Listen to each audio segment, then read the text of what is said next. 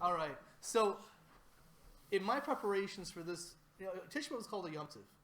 It's really a Yom Tov, and when we have Moshe Mashiach come, it will be treated like a Yom Tov, like a real holiday.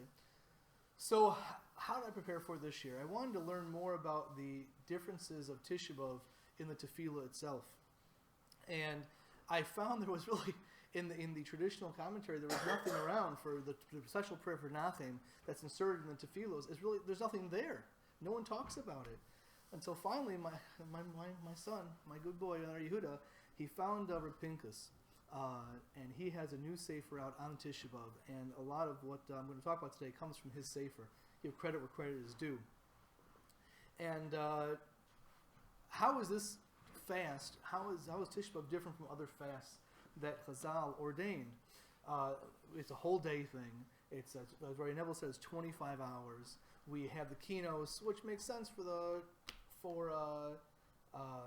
the destruction of the temple, but at the same time, there are certain prayers that we leave out. In the morning, we leave out prayers of accepting our prayer. We don't in the Kaddish. We leave out the one line Tiskabel Tzlosam, accept our prayer. But in the afternoon, we put it in. In the morning, on any fast, really an individual mourner never puts in this extra supplications of Anenu or the Nachem, the consolation prayer in Tisha B'Av. In the morning, it's always in the afternoon. The Kriyas Torah is different on Tisha B'Av than from other fasts. On other fasts, we talk about the 13 attributes of justice. Hashem, Kel Rachum, Lechanun, Hashem, you're a merciful God. But in Tisha B'Av morning, no, we talk about, really, it's not such great things we talk about from actually this coming week's Parsha and V'eschanan. And the Haftorah is also not the regular Haftorah.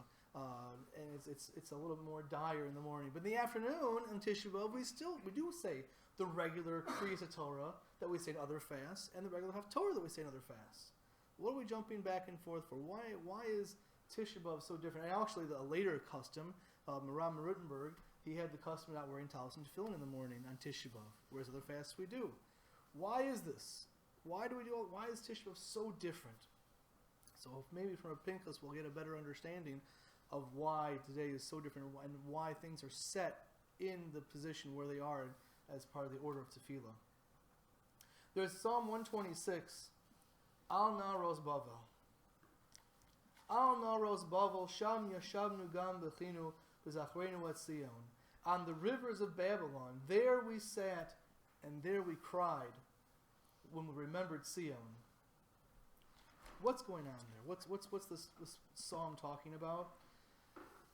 When the Jews were taken from Eretz Yisrael, or taken to Babylonia, the first destruction of the first temple, approximately 2,500 years ago, and they cried on the river of Babylon, the Euphrates River.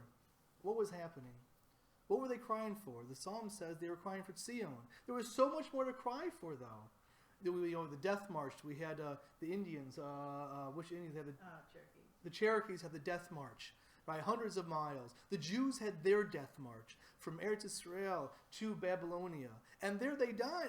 Terrible things happened along the way. So many carcasses fell. Besides all the fallen in Yerushalayim and Eretz Yisrael, they were starving. They were thirsty. They were totally parched from thirst. And the Edomites brought out nodes, right? Flasks of leather flasks of air, hot air. And when they puffed on, they took the drink. They thought it was water inside them. They took a drink from that hot air. They thought it was water. They died. It was just too much for their bodies. So many people fell in that death march. When they got to Babylonia on the Euphrates River, so many people died from drinking the water. Why? Eretz Yisrael is fed by springs. And they had captured rainwater, not so many rivers. They had one river in Eretz Yisrael, right? But it's mostly spring water and fresh water and pure water. And what's a river? A river dredges up all the sediments and whatever people do in a river as well. A lot of waters in third world countries today are contaminated from all the things people did in the river. And they drank the water and they perished that way. Don't drink the water. They had no choice. And they perished there as well. One much more to cry for. And then Nebuchadnezzar, the Babylonian king, would sit in the river in a boat. And he'd parade you would parade the captives, and they were humiliated. They were also naked like the Holocaust, paraded naked in front of him. And he said, "Why are they standing erect? Put burdens on their shoulder. We talk about this in Eicha. And so they're bent over. The Jewish people can't even rise up. They can't stand up straight. How humiliated they were. But for this, the Jewish people did not cry. They cried for Tzion, for the destruction of the Beis Hamikdash. What they realized they had lost was they lost the attachment to Hashem. As it says in Shir HaShir, in the Song of Songs, I'm lovesick for my beloved. That's what they were crying for.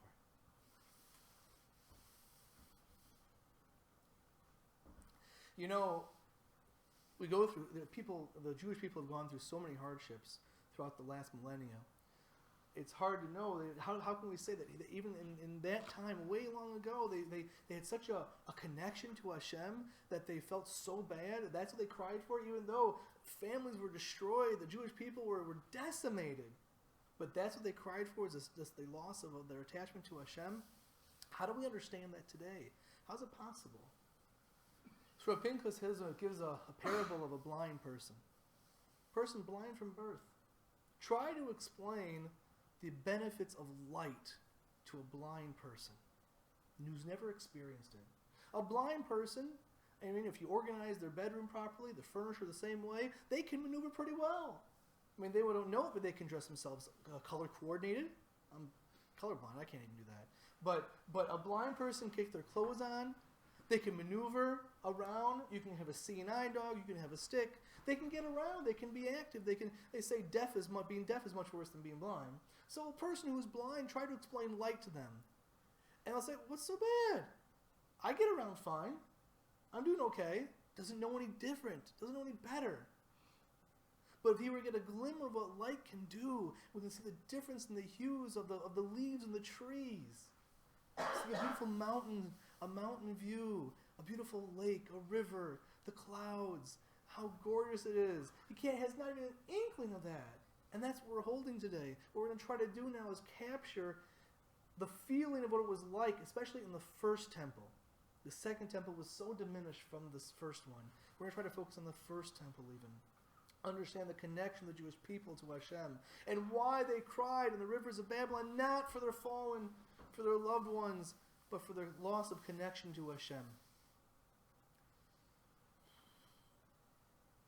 You know, and this idea of connection to Hashem really, gosh, we are so far removed. There are so many stories. In the Spanish expulsion, there's a story about, people were expelled. They lost all their wealth, lost everything, and they were shipped out, gone, get out, convert or die. Those were the choices. And so many Jews, the story of Christopher Columbus, he couldn't even get out of the port because he wanted to leave the same day as the Jews were expelled. The port was so busy, his ship was pushed off for the next day in order to leave. So many Jews were leaving the same exact time. And there was one family which took out, maybe a little dinghy going out to an island, just trying to be Jewish. And along the way, a terrible storm came along, and he lost his wife in the waters. And they got to the island, and his kids became sick, and they died. And he was left alone on this island. And he said, Hashem, I don't know what's going on. We were expelled from our land. I lost my entire family, but I will never forsake you. That's how connected he was. Jewish people found it so important to be connected to Hashem. Told a story in my Lindow class recently about the Russians when they were, the Russians under the Tsars had a great program to get rid of the Jews. 1/3 expulsion, 1/3 assimilation, 1/3 kill them. Well, one boy, perhaps a young teenager, was approached by a Russian soldier, and the Russian soldier said, I'm going to kill you now. And this boy had the fortitude to say, no, you can't kill me. Only God has the power to kill me or to make me live. It is not in your hands. It is only in Hashem's hands. And therefore, what happened is the Russian soldier was so taken aback by that. This child had such faith, such courage to stand up and to realize that only Hashem is the one who controls these things, that the Russian converted. Incredibly powerful. And we see by the Holocaust, we even said it in the last keynote we said today, that the Jews went to the gas chambers with Shema Yisrael on their lips and Ani Mamin on their lips. They never forgot their connection to Hashem, no matter how bad it was.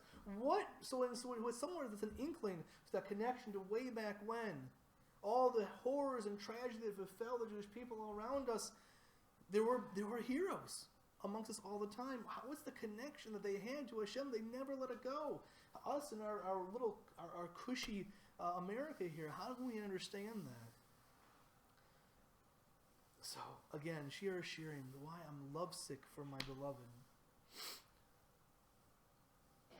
So, if we can go back, in about 2,500, 3,000 years, we go back to the base of Mikdash. And with the connection they had was pure faith. How was it pure faith? Can't possibly imagine today that there were prophets by the thousands walking around. And I heard the name of Rabbi Bragg, this is how he teaches it, that you did something wrong. And all of a sudden, this stranger comes up to you, and he's a prophet. And he says to you, "Oh, so what were you doing this morning?" "I was doing nothing much." He says, "No, this is what you did. This, and this." Can you imagine the ashen feeling you would have? Back in the times of the base of Mikdash, there was a direct effect to what people did. People would do something wrong, and a prophet would say, "Hey, buddy, wake up. You did wrong." And therefore, the pasuk says, and we say that in Yirmiyahu, that everyone will lie down in righteousness in Yerushalayim. Because by the time they went to bed at night, they'd already been approached by a Navi, and they did tshuva. That's how close they were. There's a direct effect constantly to my actions, right? And people say today that if only God would reveal himself to me in a burning bush, if I were to see a miracle, I'd believe. Well, we had the chance. That was the base of Mikdash, the first base of Mikdash. There was direct effect of what I did.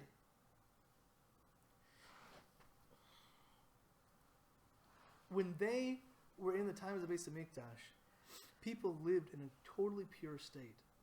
They were so careful what they ate, what they drank, what they touched, whom they touched, in what confines they were, to always keep themselves in a state of purity. Because if you were to walk in the base of Mikdash and you were tamei, you were impure, what was the punishment? Kares, spiritual excision. It was what you either could die young, could die childless, whatever the case may be. Other ramifications. It was serious stuff going on. And people felt God all the time. That was Yerushalayim. That was the state of Tahara. We actually had that in the Second Temple too. People were very careful. Even to eat the Chaverim, the group of Chaverim, people who held themselves to a higher level, eat even the non-holy foods in a holy manner. So they're constantly on guard. It was the revelation of God at the time of the Beis Hamikdash was so obvious that people could only follow Hashem. The Nevi'im, the prophets, taught us Yiras Shamayim. They taught us fear of heaven all the time by knowing that God is always there. I always define Yiras Shamayim, this fear of God. What is fear of God? It's the recognition that God is always there. And with the Beis Hamikdash, we always had that recognition. Now, we don't have it anymore. How do we see God today? We have to really look for God. We really work hard at looking for God. We must be just, we have to look at a tree. And it's a miracle, definitely. We've talked about that before. Everything's a miracle. Raindrop's a miracle, right? Certainly the universe is miraculous, but you have to study it. You have to think about it. It's not open. It's not like walking around and walking with God all the time. That was the Beis Hamikdash.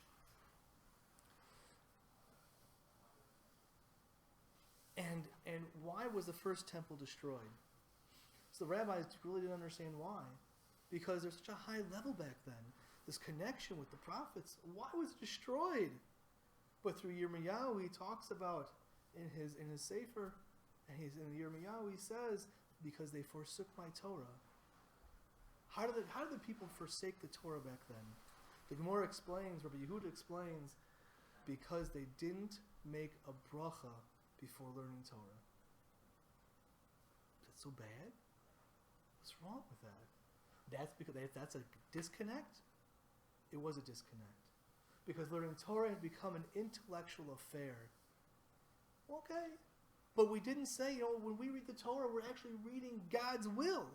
This is God's will. There's an actual awe that we should have when reading the Torah and studying the Torah. They didn't have the Talmud as we have. They had oral traditions. They broke open the Torah and they read from it. They said, what does this pasuk, what does this verse mean? That's what we're really concerned about. And they would study it and say, what does God want from me now? Not just an intellectual exercise, that I should be considered a philosopher. I should have lots of historical background. But what is the will of God? That's what they were missing. When we say a bracha, we sanctify the whole process. It goes into a higher level. And the Jewish people had lost that connection. They lost the desire to do God's will more than just, what's Judaism? How are we different from everybody else? Okay, fine, that's nice. However minute that might have been, we probably can't understand even the level of what that is because they were such a high level already. But nevertheless, they had lost that connection somewhat. And what does God want from us? So therefore, since they had lost a connection, we get punished. And Jews were obviously massacred all over the country, exiled. The 10 tribes, 100 some odd years beforehand, before the temple was destroyed. And the massacres were great. The blood flowing from the mountains were like rivers, the Gemara explains. But that's not why we cry. We cry because we lost the Beis Hamikdash.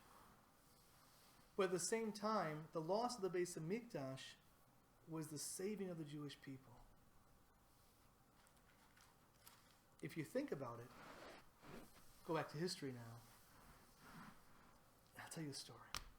Father, he's watching 2 kids. One kid is his own, and one kid is a neighbor's kid. And he's watching both that day, and they're at a stoplight. And before it's clear to take the crosswalk, the kids dart across the street, dodging traffic. Oh my goodness. The father gets safely across the street. He pummels his own kid. What are you doing? Mo, he just lays into him. You could have been killed. I can't believe you did that. And he's just railing on the kid. And the friend he's got over, he's watching, says, you should be more careful. And that's it. Why? What's the obvious answer? The father loves his child more than somebody else. The Jewish people have been slapped around for eons. Why? Because God has a special place for us. We have a special connection with Hashem. And we get slapped. It's crazy. Our wonderful, unbiased, objective UN has taken half of its decrees against Israel since its very existence. They're making up for making the state in 47, saying it should be a dual state. Right? They're making up for that. What's incredible? This small little state is a few million people. And and if you look at it on the outset, it's the most free place in the Middle East, yet the UN goes after us all the time. You think the UN's in control of what the UN does? They're just a means by which God gives us a little patch to say, wake up. Wake up. So too, God also took away the Beis Hamikdash. And he didn't just destroy sticks and stones and take his wrath out on the sticks and stones of the Beis Hamikdash in order to save other Jewish people. Instead of taking out the Jewish people, he destroyed the Beis Hamikdash in order to save the Jewish people. There's another chapter of Tehillim, 79. It goes like this: Mizmor la'asaf, a song by Asaf. Elokim ba'u goyim benach lasecha. And he said, he's lamenting. God, the nations have come into your inheritance, the land of Israel. Timu as heichol kadshecha. They have been purified your holy place. Samu as Yerushalayim le'im. They've destroyed and broken up Yerushalayim. Nosnu as nivlas avadecha machalof hashemayim. They have taken the carcasses of your servant and they become food for the birds of the heavens. B'sar chasdecha lechayus haaretz, and the flesh of your most holy ones are for food for the wild beasts of the land. Shafchu damim kamayim. their blood has been poured out like water. Sevivos Yerushalayim, around Yerushalayim, the Ein Kover, and there is no one to bury them. Wow. Picture that. It's disgusting. It's absolutely disgusting. And we know that the Roman legions did not allow burial very often. Beitar, the Jews were piled up. They were not allowed to be buried. Mizmor la'asaf? A song for Asaf? This is a song? This is a dirge. This is a kina. This is disgusting. Why is he singing that this is such a wonderful thing? The answer is because God didn't just destroy the Beis Hamikdash instead of destroying the Jewish people. He destroyed the Beis Hamikdash in order to save the Jewish people. I'll give you another idea. A very talented artist. He's decided now, he has 30 years of experience. He's going to paint his magnus opus, which will last, be his legacy, his Mona Lisa, so to speak. He goes to a mountaintop, and he's painting for days and weeks, getting the perfect picture. And he marvels at it. It's perfect. It's absolutely fantastic. He calls him his best friend to relish in the moment of his completion of his magnus opus. And he says, look at this. And the friend's looking. It's great. It's fantastic. And the artist now really wants to take in. He wants to study his own picture, to really appreciate it, bring it into himself so he can understand what this great work he has done. So when you look at a painting really close, you see all the details, right? The paint is three-dimensional, and you see every little stroke. But the farther you step back from a painting, it all melds together. So he's on this mountaintop with the pictures on the easel, and he takes a step back. He goes, ooh, it starts to meld together. Takes another step back. Another step back. He says, oh, this is fantastic. Everything flows. This is what I was hoping for. This is great. He takes another step back, and all of a sudden his friend sees that he's nearing the edge of the mountain. If he keeps going much farther, he's going to fall backwards into the abyss. He's going to die and never enjoy the success of his work. But he's so enraptured with his picture, he doesn't hear his friend say, Shmuel, look out! You're going to fall over the cliff. He keeps another step back. Ooh, wow. This is like the best dessert ever. And he just can't get enough of it. And he's back again and again until he's a step away from the cliff, and the friend lunges at the picture, the painting, and he smashes it to the ground. And the guy wakes up. What are you doing? And his friend goes, take a look behind you. And he sees the cliff behind him. And he knows that one more step, I would have been off that cliff. I would have been destroyed. His friend goes, the only way to get your attention was to destroy your beautiful painting. I had no choice. And this is how God saved the Jewish people.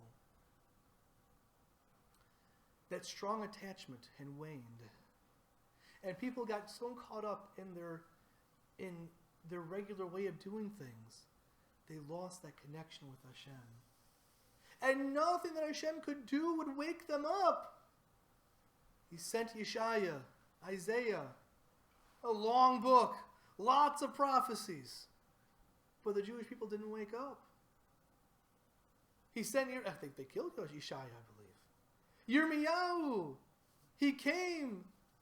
He said, no, change, do tshuva. Here's a book called Eicha, and they burned it. Nobody listened.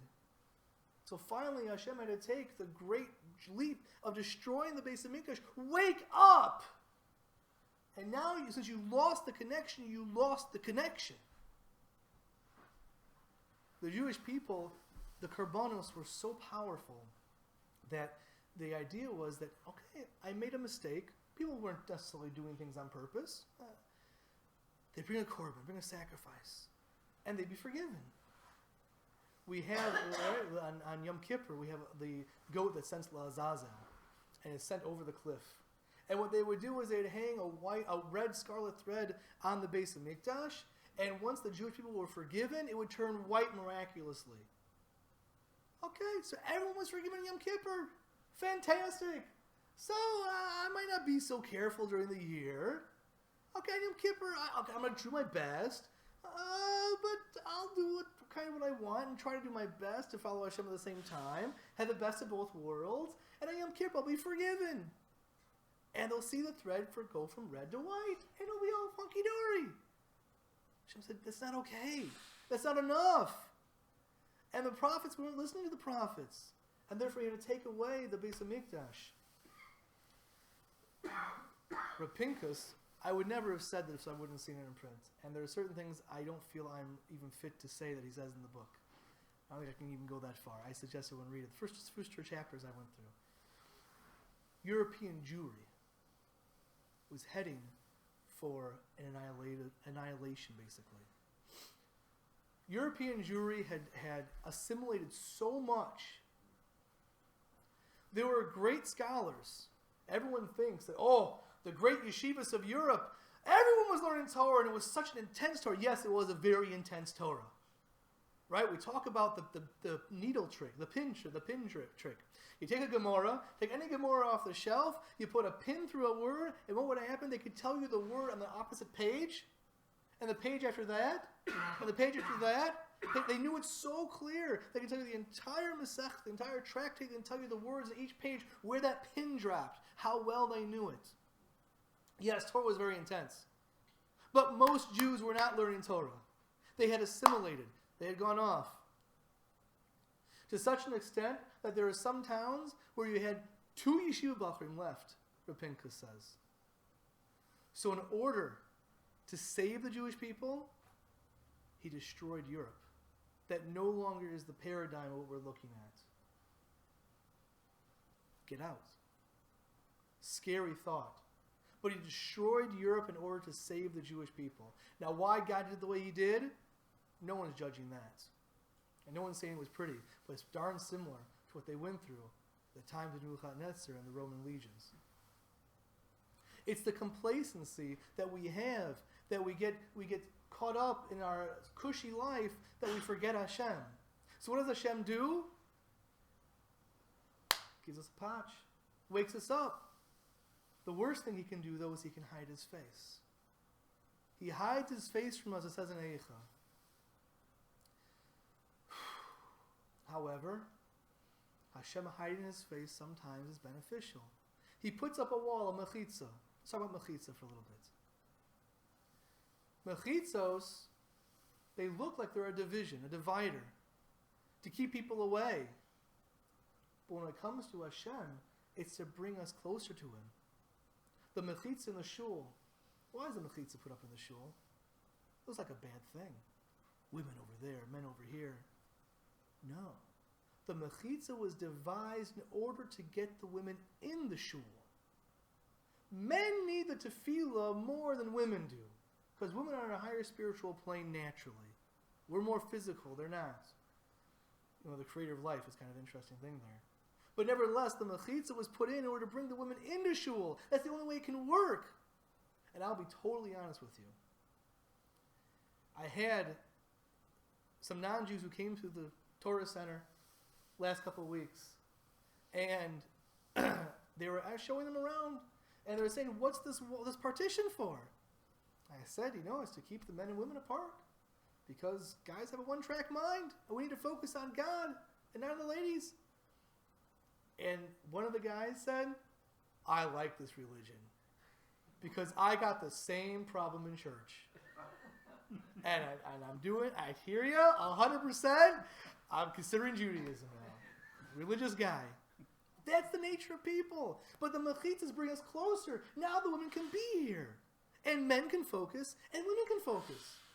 Thank God for the mechitza. When the Torah was given at Mount Sinai, there is no way we could have lived through the revelation of God on Har Sinai if he wouldn't have put the dark, menacing clouds around the mountain. He could never have come down on this planet if he wouldn't have surrounded himself with a wall. That separation was enough that we can get as close as we possibly can. The mechitzas were good, but God had to hide his face. So now, we live in a time where God is not just taking away the first Beis HaMikdash, that tremendous connection, but he's also taking away the second Beis HaMikdash. And it's even worse. we have, through Yuridas Adoros, the lessening of the generations, we believe not like science, that man is getting more evolved and getting more complex. We believe that our greatness is lessening through the generations ever since Har Sinai. I was in Eretz Israel, and I was having a hard time as a bacher. And my Rosh Hashiva always liked guys to make Aliyah, stay in Israel. Very important. I went to a renowned rabbi who lived in the area, and I asked him, I said, look, my Rosh Hashiva says this. I really am having a hard time with Eretz Israel. I wasn't in the right place. I love the yeshiva. The town I was in wasn't working for me. Now I'm older. I know there are different places in Israel which would work for me probably better. But it put a real taint on my experience in Eretz Israel. And I asked him, I said, do I have to stay? Honest. I'm looking for honest opinions. And he said, no. Better you go home. If we would still have the great Gedolim of the Chazon Ish and the Panovich Arav and others who are still alive, I'd say you should stay. Because they had a greater connection to Hashem. They were connected to the greats of Europe. But they're not here anymore. You can go home. There was a closeness. We've lost that closeness. And the closeness comes from our complacency. And complacency, so therefore what? We should make our lives, change our lives completely into something and just go full throttle into becoming something great and trying to find Hashem and taking all these new vows to do this and do this and do this and do that. What's going to happen if I do that? I'm going to stumble after a couple of days and then it's going to all go to the wayside. Hashem is only looking for small changes in this. I'm going to give you an example. Myself. I waste time. I fritter it away doing sometimes worthless things. I won't want to say because it really indicts me. Right? So, I do frivolous things. What if one of those times, instead of doing frivolous things and not focusing, I pulled out a sefer and I learned a little bit?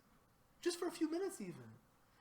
That's what Hashem wants. He wants a little change, a little bit more than we're looking for Him. What does God want from me now? Be your own prophet. Try to figure it out. Learn Torah and figure out God's will. Rabbi Bullman told a story. My son was in HOC this weekend, and I asked him, what did Rabbi Bullman have to say? Rabbi Bullman told a story when he was a child. And he got to school early. A whole bunch of kids got to school early in the morning, and the place was empty. For whatever reason, they got there early. Who knows why? And who knows why the school was empty? And who knows why it was open? But they got into school, and they play hide and go seek. And one time, he was hiding. And he found the perfect hiding spot.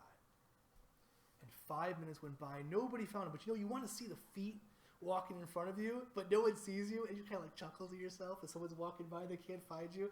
And he didn't see any feet. And 10 minutes went by. And good, no one can find me. Oh, this is fantastic.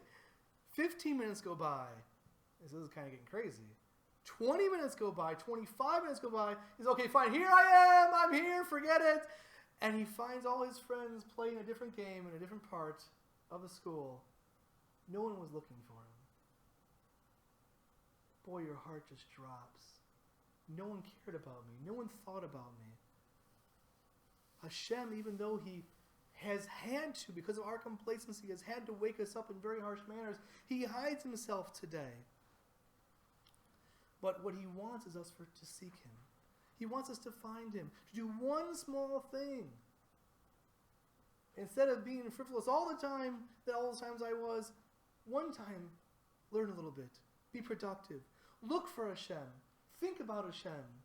That's what He's looking for. Just think about me. A father wants to be loved. He wants his kids to love him. And so too a child wants to be found, and so does God. His Father wants to be found. But He has to hide Himself in order that we do find Him. When God hides His face, we kind of learn that there's nowhere else to turn to. Nowhere else to go. Tremendous story I heard. I was listening to some CDs, so I was driving this past week.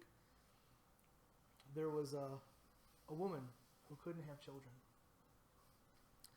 And she went to the Rebbe for a bracha. And the Rebbe turned to her and said, I'm sorry, but I can't help you. No, Rebbe, one bracha, just give me a little bracha, one bracha, please.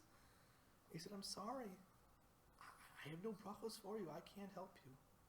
How broken she was. She went out from the office and cried such bitter tears. Hashem, what do you want from me? Even the Rebbe can't give me a bracha. Then the Rebbe called her back in. He said, now I can help you. You sought Hashem. Now I can help you. And he gave her a bracha. I presume the rest of the story went well. She had a child. I didn't hear the rest.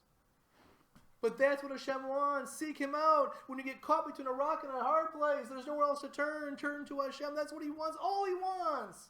That's what Tisha B'Av is all about, is turning to Hashem.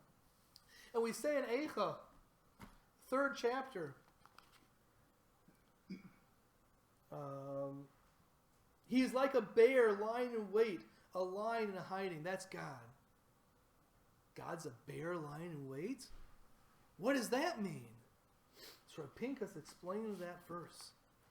He gives a story. It's Purim. And a father leaves the family for a few moments, and in a few moments later comes this massive bear. Roar! And the children see the bear.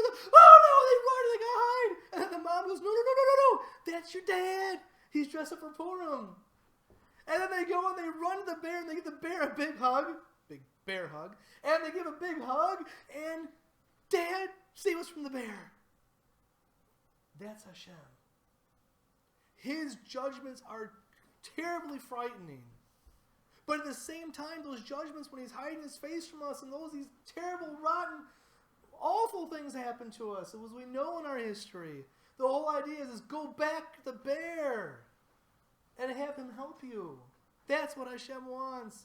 That's what Tisha B'Av is all about. He had to destroy the sticks and stones in order to save the Jewish people, that we should be knocked out of our complacency, that we should seek God out and understand that there is no one else to save us. And I bring it to modern day.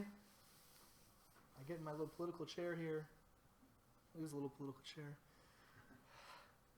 Iran, the whole nuclear threat of Iran, people. When a man says, death to Israel, death to America, and we want to give him nuclear arms, I think we better be a little nervous. It's a wake-up call. We're in this period where Congress has to decide, do we raise sanctions or not? Do we give Iran what they want at the possible peril of the entire world? Who knows what they're capable of? The biggest sponsor of terror in the entire world is Iran.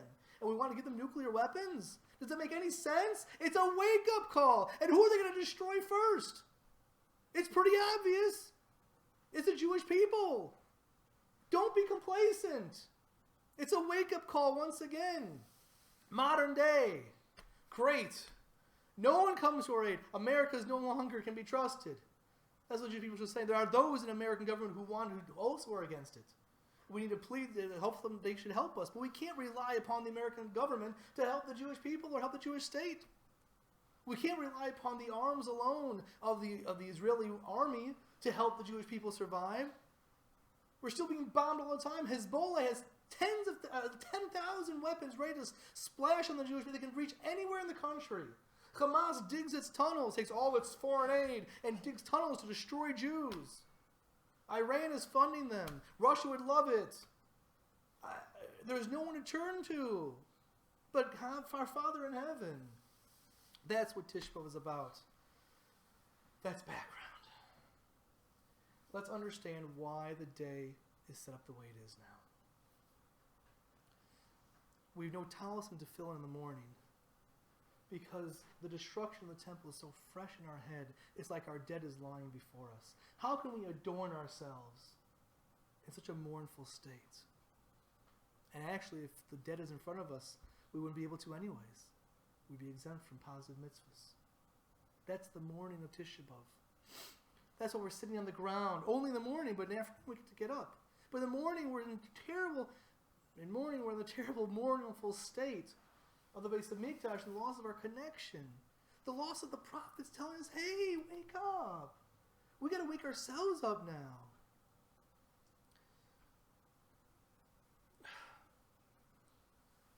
In the morning, we don't say the line in Kaddish of Tiskabel Slosahon, except our prayer. Why? We're going to read you the verse, because in Eichel, once again, in that 3rd chapter, he says, though I call and cry for help, he shuts out my prayer. God says, you had your chance. I've got to destroy the base of Mikdash in order to save you, in order to wake you up, in order to appreciate what you had. To be on the rivers of Babylon and cry, not because so many people and so many bad things have befallen you, but because we messed up and we lost our connection to Hashem. That's the morning. God can't answer our prayers yet because we have to feel this tremendous loss. Right, Neville had I love what you suggested today. Get into it.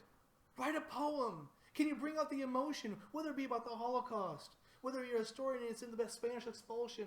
Read the keynotes, these dirges, these eulogies, and try to understand the great loss we had and write a poem about it. It gets into your kishkas. Then in the afternoon, we can get up from the ground. We can sit in a chair. We change the Kriyas Torah to the regular Kriyas Torah we have on every other fast day, which talks about the 13 attributes of mercy of God. Because by the afternoon, we've brought it into ourselves that we are the ones to blame. Because we didn't take the opportunity to come closer to Hashem. But now we understand, Dad, we want you, we desire you. And therefore now I can sit up in a chair, I can read the attributes of mercy, I can read a consoling Haftorah. Instead of the bitter from Yoshiyahu and Isaiah, instead of one from Yirmiyahu. And I can be consoled, and I can insert the Nachem prayer in the afternoon tefillah, the prayer of consolation. But we're not out of the woods yet. Out of the woods. I want to look at Nachem real quickly so we can prepare ourselves for this afternoon. The Nachem prayer, it's brought down in the Yerushalmi that every time we have a holiday, we have to mention the holiday in some form in our tefillah. If it's something that happened in the past, we put it in the moding prayer, the prayer of thanksgiving, because that's something in the past. We're thanking you for what happened. So we have Alanisim for Purim and Hanukkah. That's in the past. So it's in moding. Things that we pray for in the future, we put in the Avodah prayer, right before the moding. So we have Yalva Yavo, which talks about Rosh Chodesh and Yom Tiv, things of that nature. Praying for the Hashem to hear our tefillos. But Nachem is so strongly related to the destruction of Yerushalayim, we put it in where no other prayer is put, and that's in the prayer of Bonei Yerushalayim, to rebuild Yerushalayim. I just want to go through it quickly. I don't know if I can go quickly. It's very powerful. It's historical. But it's a tefillah for consolation. We can only say in the afternoon because now we understand what we lost, and we understand what we have to do. Nachem Hashem Elokeinu es Avei Tzion v'es Avei Yerushalayim. Console Hashem our God, the mourners of Zion and the mourners of Jerusalem. V'es ha'ir ha'avela v'ha'chareva v'ha'bezuya v'ha'shomema. And the city which is also in mourning, and is destroyed, and is disgraced, and is desolate. And it describes what these things mean. What's it mourning from? Mibli vaneha. It's mourning from the lack of its children being there. And why is it? How was it destroyed? From all its wonderful abodes, all its wonderful palaces, the base of Mikdash, and the spiritual places it had. And it's disgraced, Bezuya, Mikvodah, from its glory. Perhaps the base of Mikdash as well. And God's presence that was there. Vashomema me'en yoshev, and is desolate from anyone who lives there. And it goes on that about it's like a woman who can't bear children, right? She's barren, and it talks about the legions of Rome that came to attack her and inherit her and took her over, and now we have idolaters in its place, and the Jews were placed to the sword and killed terribly, and the most righteous were killed. And therefore, Zion has a bitter cry, and Yerushalayim raises its voice, my heart on those that have fallen, my innards, my kishkas, and those that have fallen. You have burned it, Hashem, but you will also rebuild it in fire. Console me. Now we can say today Yerushalayim. I haven't been there for a while. At least for over 10 years. I haven't been there. And I've heard great changes have taken place. It's obviously an international city. It is the capital of Eretz Israel, of the Medina. It is overflowing with people. I think it's, is there more people in Yerushalayim than in Tel Aviv? I think so. Not only that, there are more Jews. The majority of the Jewish people reside in Eretz Israel today. So why are we even saying this prayer? What's the big deal? It's gorgeous. The Jerusalem, people love the Jerusalem stone. The consistency is beautiful. Ir Shel Zahav we sing about, the golden city. It's great. You got everything there you want. What are people so sad about? Is it really so great though? Look at the prophecies of Isaiah. Have they been fulfilled yet? Is the lion eating wheat instead of eating the lamb? Is there peace in the city? We just said no.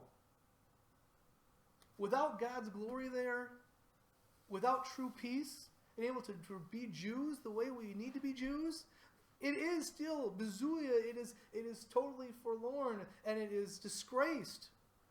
We're not there yet. And we have to wake up every time. God, again, the Iranian thing, Hezbollah, Hamas, Iran, Russia. Nobody wants us. What the hey? We have to wake up. The UN, the whole world is against us. So maybe one or two countries, it seems like. We need to wake up. It's a wake-up call all the time. No, Nachim has not been yet fulfilled, but we can daven for it in the afternoon because we know what we have lost. We have to get back the connection. And why is this fast different from every other fast? Because this fast is said to be a Yom Tov. And when the Mashiach comes and we have it, it could be starting already, who knows? We even said in the beautiful thing of Halberstein in his keynote over here about the Holocaust. He says, I was actually paying attention to it. He says over here, the desert shall rejoice, and let Israel, our state, blossom like a rose. The potential is so there. It's so there. We're right in the cusp of it all. We just have to reach out to Hashem. That's all we got to do. We got to wake up. We got to fight in a more natural way, but at the same time, we've got to adhere to Kadosh Baruch Hu and find out what He wants from us and do something for God. When we come to tefillah, we have to come to tefillah not as if I'm absolving myself of an obligation 3 times a day, but as if I'm requesting from Hashem, please, God, I need everything from you. I can't rely upon anybody or anything except for you. That's what Tisha was all about. And we lost everything. But I'm not crying over the fallen. I'm crying over the loss of Tzion, of the base of Mikdash, the connection, the Nevi'im, the prophets. I had you talking to me all the time. I didn't listen. And that's why Tisha B'Av specifically as the one time which will become a Yom Tov at the time of Mashiach. Because we suffered so much, but because we suffered, it was Hashem not just destroying sticks and stones, it was Hashem saving the Jewish people, and we'll come to that realization. And then, with the times of this wonderful time, we'll completely lose our Yetzer Hara, and we'll see Hashem for what He really is. A perfect and complete realization that Hashem runs everything, and that is the Yom Tov we're looking for. That's why Tisha B'Av can be a Yom Tov, because we were so deep in ourselves and to separating ourselves from Hashem, but now through Tisha B'Av the right way, we can come back and see Hashem ever more and recognize Him, and that pure recognition that everything comes from Hashem, that's a Yom Tov. That's what we're talking about. That's the power of Tisha B'Av. That's what we need to work on today. There's still some time left. I suggest everyone, if you want to stick around and read some more keynotes, have a new idea perhaps to think about it. It was very moving for me this year. Preparing for this lecture prepared me for Tisha B'Av. So I have a new perspective. I thank you for coming and listening to me because you made my Tisha B'Av more special, and I understand what I have to do. Small steps. I know what I have to do. Everyone else has to figure out what they have to do. And only you can figure that out. I wish you a very meaningful Tisha B'Av, and I really hope this day will become a Yom Tov as soon as possible.